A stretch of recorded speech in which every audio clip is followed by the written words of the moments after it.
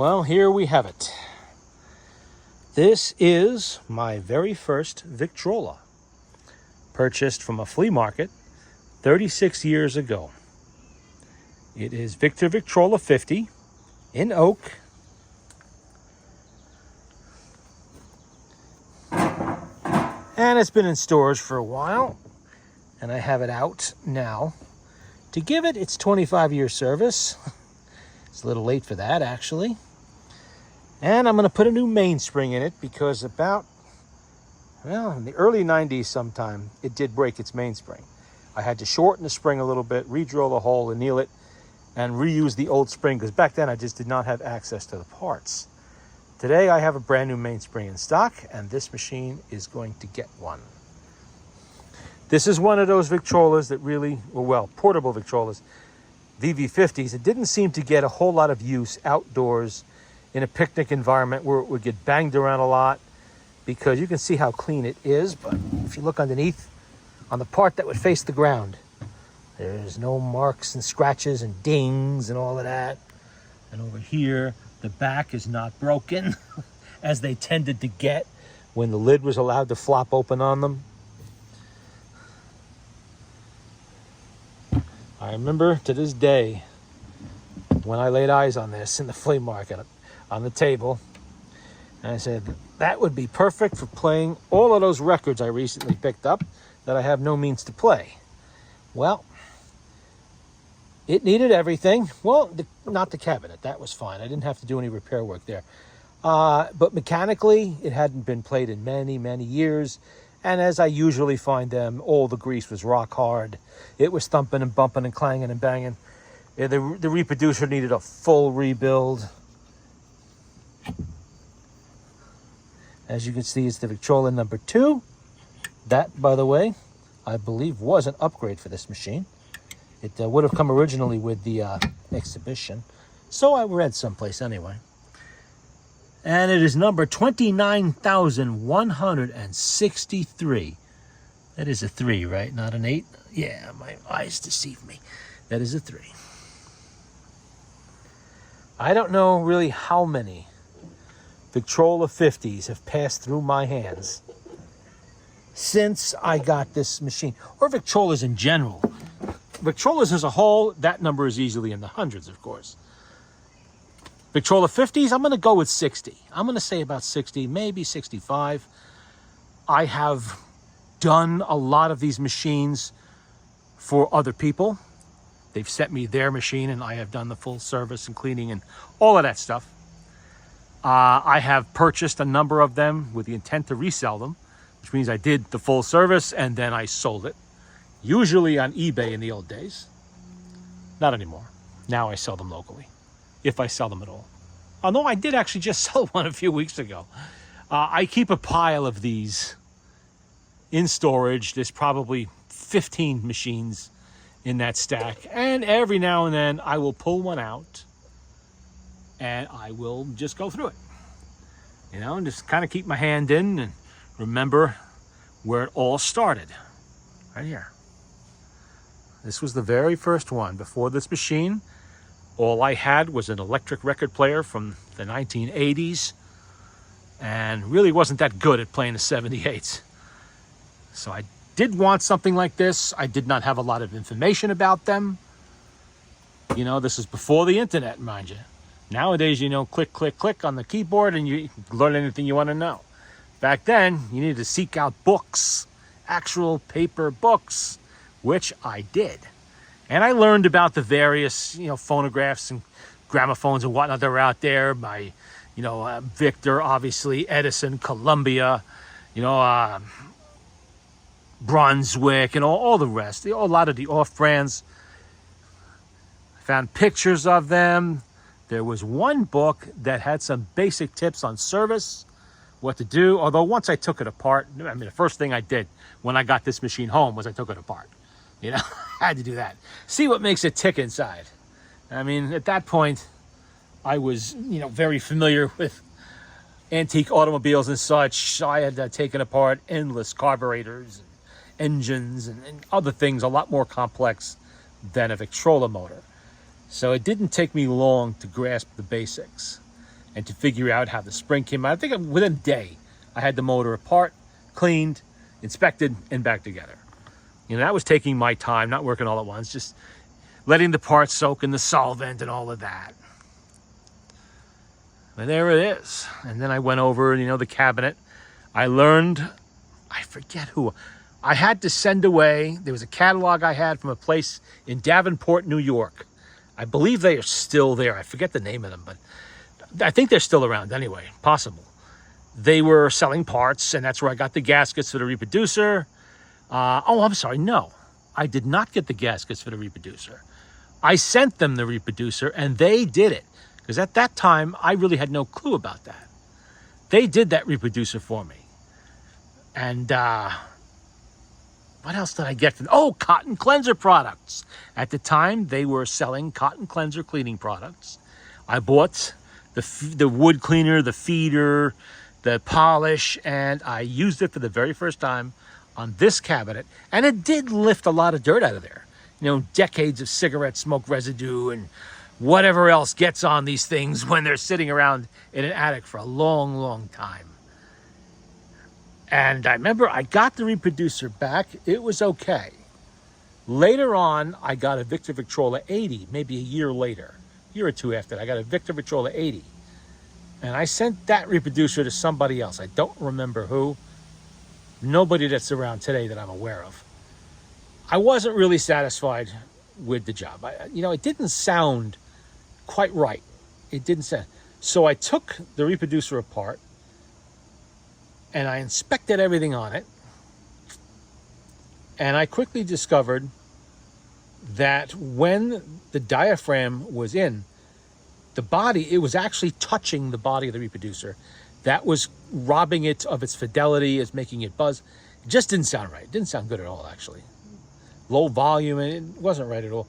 I don't know how they let it go out like that, but that is something that is only possible when using the two-piece modern replacement gaskets that are very commonly available for these reproducers. Nowadays, there is somebody that is manufacturing the one-piece gasket. You know, it's a bit of a learning curve on those. You have to know how to use them properly to make them work without shattering the diaphragm, trying to put them over the diaphragm, but it's possible to do it. You just have to know what you're doing. And they didn't have that back then. With those gaskets, the original Victor gaskets, you cannot have the diaphragm touching the side. It's simply impossible. Won't work. Won't happen. We'd have to rip through the rubber to do it, and you can't do that. But with these, you can. They could slide over and they could touch. Well, I adjusted the needle bar a little bit. I got it all back together, and lo and behold, it played perfectly. And, you know, I learned about, you know, adjusting the needle bar so the needle is at 90 degree alignment with the side of the reproducer. And I don't know how many reproducers I've rebuilt since then. It's definitely in the hundreds at this point.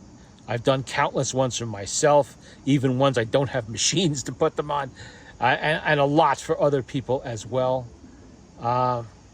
Once you get it down and you understand this and the exhibition, you learn the little tricks. It's not really that difficult. The most time-consuming part is adjusting that needle bar so that it's 90 degrees in alignment, the needle, with the side of that reproducer, while at the same time, the foot of the bar that touches the diaphragm is just barely feather touching that diaphragm, just barely. Not pushing it in, not pulling it out, just barely touch it. That takes adjustment. That takes time. You know, I've had some take hours to get right. With the most gentle, I mean, you cannot bash these things around. You have to be very gentle when you bend things on that needle bar, very gentle, and work very slowly. But I remember after that second experience sending a reproducer out, I should have just sent it back to the folks that did this one, but I was ordering something else from this supply. I forget, maybe needles or something. I don't remember what it was. And I forgot, well, they can do it just as well as anybody else. Wrong. Very wrong. And unfortunately, it was probably a couple of months before I had that 80 all done and ready to play again. And then I put the reproducer on there and found out. Otherwise, I probably would have contacted the person that did it and said, hey, look, we got a little problem here. But I would feel like an idiot doing that months later and say, you know, I should have just put it on this machine and tried it to make sure it was working. But I just assumed it would be. I didn't realize at the time really what was involved in getting one of them right. And that was it. That's the story of the Victor Victrola 50. I was just going to a normal flea market Sunday, and I wasn't really looking for one particular. I wanted to get one at some point, but I didn't know what kind of machine. All of the machines out there, I knew some of the basic models, but I didn't know all of them, and I didn't know what I wanted, what they would cost. We know how difficult they would be to find, where to look for them. You know, just this information wasn't there, unless you knew somebody in the hobby, and I didn't. As far as I did ask around. As far as I know, there was nobody in this area that was collecting phonographs or really knew anything about antique phonographs.